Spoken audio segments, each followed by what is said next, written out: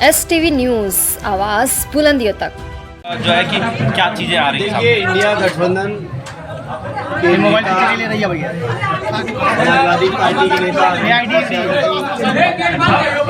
राहुल जी ने भी कल संयुक्त प्रेस कॉन्फ्रेंस की और जो देश के गंभीर मुद्दे हैं उन मुद्दों पर अपने विचार और आने वाले समय में अपनी योजनाएं सामने रखी है। आज पूरे देश के लोग बीजेपी से निराश हैं और निराश इसलिए है क्योंकि 10 साल से लगातार झूठे वादे झेल के लोग परेशान हो चुके हैं, लोग उदास हैं। आप सोचिए कि 60,000 नौकरियों पे 60 लाख नौजवान बैठते हैं और बैठने के बावजूद परीक्षाएं निरस्त हो जाती हैं। अग्निवीर की योजना, जहां हम लोग फौजी भाइयों की नौकरियां लगती थी, उनका पूरा जीवन सुरक्षित होता था। आज केवल 4 साल के अंदर उनका जीवन असुरक्षित है। उनके अंदर वो जो मनोबल होना चाहिए, जो एक सिक्योरिटी फीलिंग होनी चाहिए, वो आज नहीं है हमारे सैनिकों के अंदर भी। नौजवान परेशान है, किसान आज आत्महत्या कर रहे हैं, आंदोलन में उनकी हत्याएं हो रही हैं, उनके ऊपर गाड़ियां चढ़ाई जा रही हैं। इस तरह से पूरे देश के लोग, समाज का हर वर्ग परेशान है। हमारे छोटे व्यापारी इस बात से परेशान है, कुछ उंगली भर चुनिंदा उद्योगपतियों के अलावा ये सरकार किसी के हित की योजनाएं नहीं बना रही है। लगातार आपने देखा कि बीजेपी के लोगों ने किस कदर बड़े बड़े उद्योग घरानों पे छापे मरवा के ईडी, सीबीआई, इनकम टैक्स के छापे पड़े और 10 दिन, 5 दिन, 15 दिन के अंदर सैकड़ों करोड़, हजारों करोड़ बीजेपी को चंदा मिलता है। तो आज पूरा देश परेशान है। कुछ चुनिंदा उंगली भर बेचे हुए लोग हों तो हों, अन्यथा 135 करोड़ का ये देश का हर व्यक्ति परेशान है बीजेपी की नीतियों से और बदलाव चाहते हैं। इसीलिए इंडिया गठबंधन आज जो बना है सभी दलों को लेकर, जिसमें समाजवादी पार्टी उत्तर प्रदेश में सबसे मजबूत पार्टी के तौर पर और हमारे नेता सबसे बड़े नेता यूपी के। और पुलिस भर्ती को मैं आपने नहीं सुना, पुलिस भर्ती में 60,000 पदों के लिए 60 लाख नौजवान बैठते हैं और उसके बाद पेपर लीक कर दिया जाता है। ये पेपर लीक कोई वैसा नहीं है कि ये सुनियोजित है सरकार की ओर से कि नौकरियां ना देनी पड़े। और नहीं तो आज तक बताओ, बाबा जी हर भाषण में कहते हैं बुलडोजर। आखिर 60 लाख नौजवानों का भविष्य दांव पे लगाने वालों के ऊपर आज तक एक भी बुलडोजर चलाए क्या? और नहीं चलाए तो सरकार पूरी तरह से संवेदनशील हो। सर, युवाओं को किस तरह से आश्वस्त किया जाएगा कि अगर इंडिया गठबंधन सरकार बनती है तो उन्हें रोजगार मिलेगा ही? 100% मिलेगा और इंडिया गठबंधन ने करके दिखाया है। आरडी अखिलेश यादव जी उत्तर प्रदेश के मुख्यमंत्री थे, मुझे एहसास है 7-8 लाख नौजवानों को रोजगार देके दिखाया था। जिन नौजवानों को रोजगार नहीं दे पाए तो उनको बेरोजगारी भत्ता दिया था, हर तरह से रोजगार देने का प्रयास किया था। और आज भी जो हमारे इंडिया अलायंस का जो वादा है, 30 लाख सरकारी खाली पड़े जितने भी पद हैं उन सभी पदों की भर्ती शीघ्र की जाएगी। ये तमाम मुद्दे आपके सामने। पहले फेज का चुनाव हो रहा है सर, कल है, तो उसको लेकर किस तरह से चीजें अब आपके पक्ष बहुत में है? ऐतिहासिक परिणाम आ रहा है।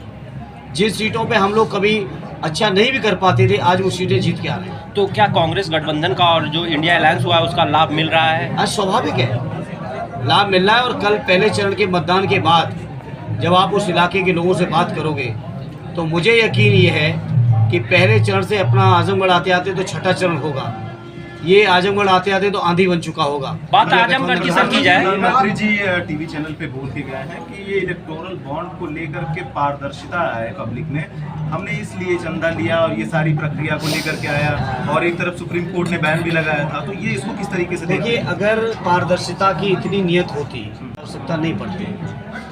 प्रधानमंत्री जी तो बड़े अजीब आदमी है ना, वो अगर मान लो सर्वोच्च न्यायालय के आदेश पर ये चीज़ें ओपन हुई, उसमें भी आप नहीं जानते कि हम नहीं जानते बैंकों ने कितने बहाने बनाए। बताओ, स्टेट बैंक ऑफ इंडिया ने बहाने बनाए कि नहीं बनाए? शेयर नहीं कर रहे थे। अब बताओ, वो बात सच है कि प्रधानमंत्री जी कह रहे हैं, ये बात सच है? धर्मेंद्र जी, बात अगर सर आजमगढ़ की जाए, ईवीएम का जो अभी वो हुआ है उसमें कोर्ट ने आदेश दिया है चुनाव आयोग को कि ईवीएम को ठीक किया जाए। सारे वोट किसी एक पार्टी को जा रहे थे, यहाँ किस तरह से देखते हैं? ईवीएम को लेकर समाजवादी पार्टी पहले दिन से कहती रही है कि ईवीएम पे लोगों का विश्वास नहीं रहा। जिन चुनावों में हम लोग जीते, उन चुनावों को जीतने के बाद भी हम लोगों ने यही कहा कि ईवीएम को बदलना चाहिए। जिन देशों में ईवीएम बनी थी या टेक्नोलॉजी में जो देश हमसे बहुत आगे हैं, वहाँ भी बैलेट से चुनाव हो रहा है, वहाँ के लोग भी ईवीएम पे भरोसा नहीं कर रहे हैं। तो जब वहाँ के लोग नहीं कर रहे हैं तो हमारे देश में तो सवाल ही नहीं, और पूरे देश के जनमानस का ईवीएम से ऊपर भरोसा उठ चुका है। सर बात आजमगढ़ की जाए तो समाजवादियों पर बड़ा आरोप लगाते हुए दिनेश जी ने अब शब्दों का प्रयोग करते हुए भगोड़ा तक आपको राष्ट्रीय अध्यक्ष जी को कह दिया, वही वकीलों को गुंडा कह रहे हैं। अब इन सब बातों पे हम क्या बताएं? अब 25 मई को जनता बता देगी और 4 जून को परिणाम सुन लेना। इससे ज़्यादा मुझसे कुछ न कहलवाओ। यानी अरविंद केजरीवाल साहब भी हैं, उधर हमारे हेमंत सोरेन साहब भी हैं, और इंडिया गठबंधन के तकरीबन सभी दलों के लोगों के ऊपर ईडी, सीबीआई, इनकम टैक्स की एजेंसीज या दिल्ली पुलिस की या केंद्र सरकार की एजेंसी लगातार इस बात के लिए प्रयासरत है कि हमारे नेतागण प्रचार प्रसार में ना पाएँ। लेकिन वो नहीं जानते हैं ये देश का जनमानस ऐसा है जिसके साथ अन्याय होता है, फिर जनमानस उस अन्याय को बर्दाश्त नहीं करता है। सर बेरोजगारी महंगाई के पत्रकार के सवाल पर सांसद जी का यह जवाब था कि नरेंद्र मोदी जी और योगी जी ने बच्चे पैदा नहीं किए, उन्होंने बेरोजगारी रोकी है। क्या एक पत्रकार के तौर पे आप संतुष्ट हैं उस जवाब से? जब नहीं है, आप जैसे विद्वान साथी नहीं संतुष्ट हैं तो कोई भी नहीं संतुष्ट हो सकता है। और ये अपनी नाकामी छुपाने के नित्य नए कुतर्क की शुरुआत हुई है।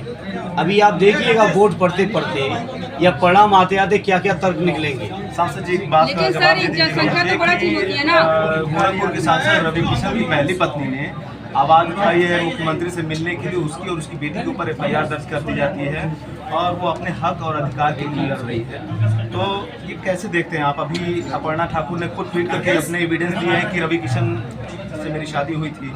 अब कई कहानियां मैं व्यक्तिगत कहीं नहीं जाता हूं, लेकिन ये सच है कि महिलाओं को न्याय मिलना चाहिए।